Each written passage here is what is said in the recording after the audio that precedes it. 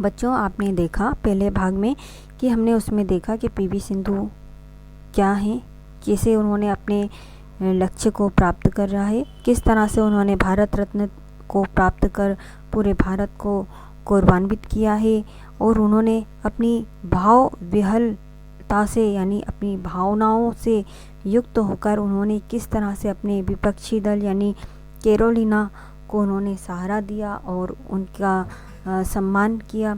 तो बाहर जाते हुए कोर्ट में उसने कैरोलिना के बेसहारा पड़े रैकेट को समूची इज्जत के साथ उठाया और यथास्थान रख दिया। उन्होंने उनका संबल बंधाते हुए उनको समूची इज्जत के साथ उठाया और उन्होंने उसके रैकेट को उठाकर यथास्थान रख दिया।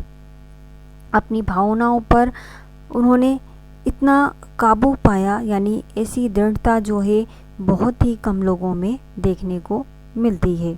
सलाम है ऐसी उसकी सुंदर खेल भावना और उसके संयम को। तो हम सभी उनका सम्मान करते हैं और करना चाहिए। ऑपरेशन रियो की शुरुआत उस समय हुई जब गोपीचंद ने सिंधु के लिए ऑपरेशन रियो शुरू किया था। उसके लिए एक वेट ट्रेनर और फिजिकल फिटनेस ट्रेनर रखा गया और उन्हें कुछ खास चीज़ें करने के लिए दी गई। अब हमने देखा कि सिंधु ने किस तरह से अपना प्रदर्शन किया और किस तरह से एक मुकाम को उन्होंने हासिल किया था। तो अब उनके लिए चुनौतियां और ज़्यादा बढ़ रही हैं।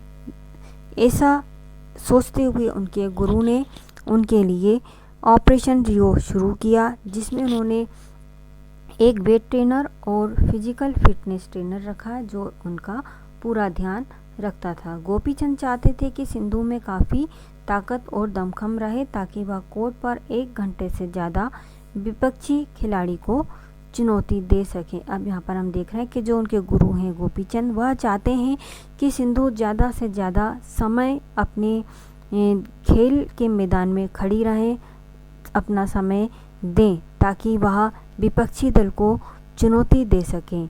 इसके लिए सिंधु ने भरसक कोशिश की और गोपी सर के कथन के अनुसार ट्रेनिंग और अभ्यास लगातार किया। और यहाँ पर हम देख रहे हैं कि सिंधु ने भी अपने गुरु का आदर सम्मान करते हुए उनकी बात को मानी और उन्होंने भरपूर प्रयास किया और अभ्यास किया।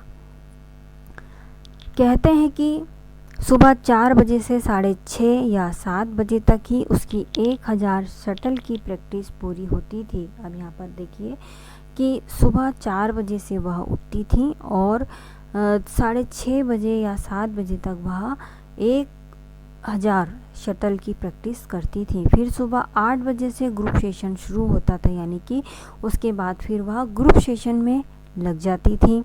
फिर 2 घंटे कम से कम अभ्यास उनको यहाँ करना पड़ता है। फिर 11 बजे से 1.5 घंटे के अभ्यास का उसका तीसरा दौर चलता। शाम को जिम और कोर्ट का सेशन अथवा जिम और दौड़ का सेशन नियमित रहता। अब इन दिनचर्या के बाद भी वह 11 बजे से फिर 1.5 घंटे अपना अभ्यास करती थी, जो कि यह तीसरा दौर था। इसके बाद वह शाम को फिर अपने जिम और कोर्ट का सेशन करने में जुट जाती थी और वह दौड़ का सेशन भी नियमित करती थी। सप्ताह में 6 दिन का यह कठोर नियम पालन करती थी, यानी कि 6 दिन इनका यह कठोर नियम चलता था। और कहते हैं कि करीब 600 पुशअप्स और 2400 एब्डोमिनल एक्सरसाइज उसकी दिनचर्या के अटूट हिस्से रहते थे। अब यहाँ पर हमको बताया जा रहा है कि इतना कठिन परिश्रम करने के बाद भी वह 600 पुशअप्स और 2400 एब्डोमिनल एक्सरसाइज, यानी कि यह उदर व्यायाम कहलाता है, यानी पेट की जो मांसपेशियाँ होती हैं उनको फिट रखने के लिए यह एक्सरसाइज करती थी। उसकी शारीरिक फिटनेस की देखरेख के लिए किरण चलागुंडला को नियुक्त किया गया था, जो उसकी शारीरिक आवश्यकता अनुसार भोजन की मात्रा, गुणवत्ता और कैलोरी वगैरह का स्पष्ट खाका तैयार करके उस पर लागू करवाती रहें। अब उनकी इतना जब वो एक्सरसाइज करती थी तो और इतना उनका प्रैक्टिस होता था, तो उसके लिए आवश्यकता थी कि उनकी खाने का ध्यान भी रखा जाए कि कितनी उनको कैलोरी चाहिए, कितना उनको भोजन की मात्रा चाहिए, कितना प्रोटीन, कितना वसा। तो इन सब के लिए किरण चला गुंडला को नियुक्त किया था, जो इन सब का ध्यान रखती थी। चॉकलेट और मीठी चीज़ों पर सख्त पाबंदी है, यहाँ तक कि उसको स्मार्टफोन से भी दूर रखा गया ताकि उसका मन इधर उधर ना भटके। अब यहाँ पर देखिए इतना सब उन पे कठिन, कितना परिश्रम वो कर रही हैं और अपने आप पर भी नियंत्रण। और चॉकलेट और मीठी चीज़ किसको पसंद नहीं होती है, सभी चॉकलेट को पसंद करते हैं, लेकिन उन्हें अपनी शारीरिक फिटनेस को ध्यान रखते हुए उन्हें इन चीज़ों को भी छोड़ना पड़ा। यहाँ तक कि उनको जो स्मार्टफोन आप चलाते हैं उससे भी उनको दूर रखा गया, क्योंकि उसको चलाने से जो हमारा ध्यान है, हमारा मन इधर उधर भटकता है। जो आप स्वयं देखते होंगे कि जब आप पढ़ने बैठते हैं तो आपका ध्यान या तो व्हाट्सएप पे या चैटिंग पे या अपने फ्रेंड्स की ओर जाता है, जो कि गलत होता है। इस प्रकार कठोर अनुशासन, अभ्यास और दृढ़ संकल्प शक्ति का परिणाम आज हमारे सामने सुखद आश्चर्य के रूप में आया। आप स्वयं देखते हैं कि जब हम कोई भी कार्य के लिए त्याग करते हैं, हम कुछ चीज़ों को छोड़ देते हैं, तो उसका परिणाम जो है बहुत ही हमको अच्छा मिलता है। क्योंकि अगर आप अनुशासित हैं, अपने दृढ़ता को पाने के लिए संकल्प शक्ति आप में है, तो आप देखेंगे कि आपको उसका परिणाम अच्छा ही मिलेगा। तो इसी तरह पीवी सिंधु ने भी बहुत से त्याग किए, अनुशासित रहीं, उनकी दृढ़ता मजबूत रही, तो उसका परिणाम आज हम देखते हैं कि वो आज हमारे सामने किस तरह से भारत का नाम रोशन कर रही हैं। 19 अगस्त 2016 को 21 वर्षीय सिंधु ने जब अपने फाइनल मुकाबले में विश्व की नंबर 1 बैडमिंटन खिलाड़ी मरीन का डटकर मुकाबला किया था, तो संपूर्ण भारतवासियों ने उस मैच का आनंद उठाया। अब यहाँ पर हमने पहले भी पढ़ा है कि 2016 में जब उन्होंने विश्व की नंबर 1 बैडमिंटन खिलाड़ी का डटकर सामना किया था, तब भी उन्होंने जरा भी हार नहीं मानी और डटकर वह मुकाबला करती रहीं। तब उन्हें प्रथम स्थान तो नहीं मिला, लेकिन 10वां स्थान उन्होंने प्राप्त किया। लेकिन उसके इस स्थान का, यानी कि उनको स्वर्ण पदक नहीं मिला, उसकी निराशा उनके प्रशंसकों में बिल्कुल भी नहीं थी। उन्होंने उसके जो प्रयास थे उनकी सराहना करी। उसके प्रशंसक जरा भी निराश नहीं हुए। प्रशंसकों का कहना है कि उनके हाथ से स्वर्ण पदक फिसल जाने से भी वे मायूस नहीं हुए, क्योंकि सिंधु ने अपना 100% दिया था। अब यहाँ पर जो उनके प्रशंसक हैं वो आप देख रहे हैं कि वो बिल्कुल भी नाराज़ या निराश नहीं है, ना मायूस हैं। क्यों? क्योंकि वो जानते हैं कि विश्व की नंबर 1 बैडमिंटन खिलाड़ी के सामने खड़ा होना ही ये स्वर्ण पदक से भी बहुत ऊंची बात है कि आज उन्होंने उनका डटकर सामना किया और कहीं ना कहीं किसी पायदान में तो उन्होंने अपना स्थान बनाया। तो बच्चों आपने देखा ना। अब आगे हम देखते हैं। इस कांटे के मुकाबले में कैरोलिना ने यह मुकाबला 18 स्कोर जो आप देख रहे हैं 18 से 21, 21 से 22, 21 से 12 और 21 से 15 से हराया। उन्होंने कैरोलिना ने एक मैच आप देख रहे हैं कि सिंधु ने जीता था, लेकिन 2 मैच जो हैं कैरोलिना ने जीते। गोपीचंद हमेशा कहते हैं कि सिंधु की सबसे खास बात यही है कि वह कभी हार नहीं मानती हैं। अब जो उनके यहाँ पे गुरु हैं गोपीचंद जी, वह उनके बारे में बता रहे हैं कि सिंधु ने अपने जीवन में कभी हार नहीं मानी, वह सदा अपने अथक प्रयास में जुटी रहती हैं। सिंधु को इससे कोई फर्क नहीं पड़ता है, सिंधु को इससे कोई फर्क नहीं पड़ता है कि विपक्षी खिलाड़ी की रैंकिंग क्या है। रियो क्वार्टर फाइनल में उसने विश्व नंबर 2 वेंग यहान को सेमीफाइनल में नंबर 6 की जापानी खिलाड़ी को हराया था। आप देख रहे हैं कि सिंधु के हौसले कितने बुलंद हैं, यानी उसकी जो भावनाएं भी बुलंद हैं, उनकी सोच भी अच्छी है और उनके प्रयास भी।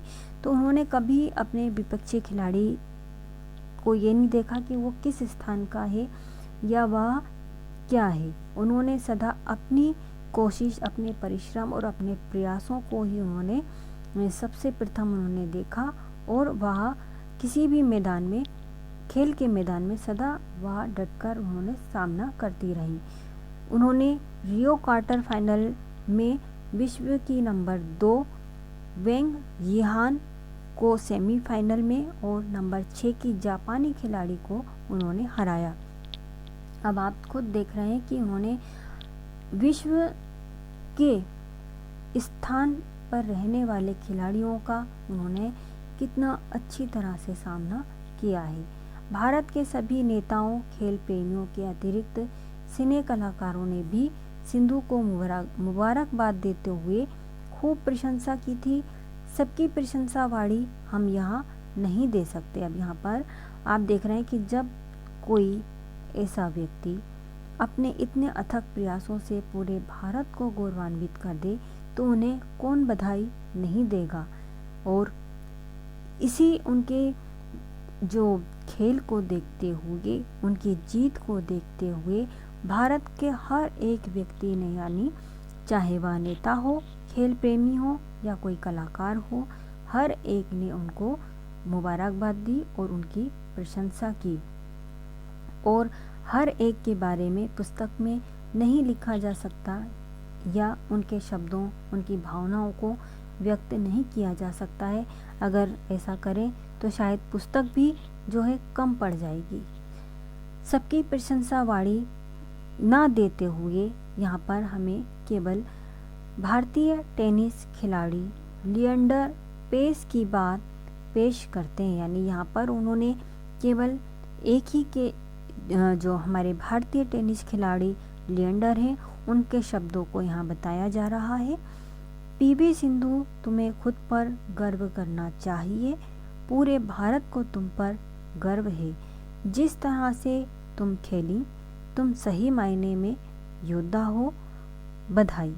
अब यहाँ पर केवल एक उनके ही शब्दों को यहाँ व्यक्त किया गया है और यहाँ उनकी तस्वीर भी यहाँ दी गई है कि सिंधु, तुमको अपने आप पर भी गर्व होना चाहिए, क्योंकि पूरा भारत आज तुम पर गर्व कर रहा है।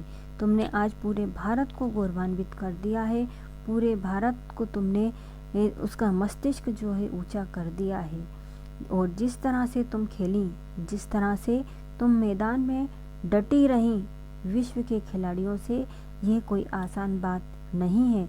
तुम सही मायने में योद्धा हो, यानी तुम एक ऐसी योद्धा हो जो अपनी हार या अपनी जीत या हार के बारे में ना सोचते हुए तुम बिल्कुल भी ना डगमगाई और तुम एक सच्चे योद्धा की तरह, सच्चे सिपाही की तरह, सच्ची सेना की तरह तुम अपने देश के लिए, अपने भारत के लिए लड़ी।